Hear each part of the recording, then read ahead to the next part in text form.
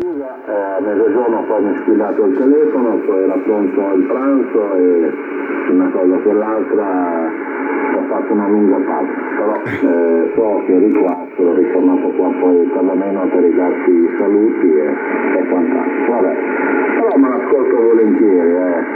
perché tu fai delle belle cose, Stefano. Bene signori, io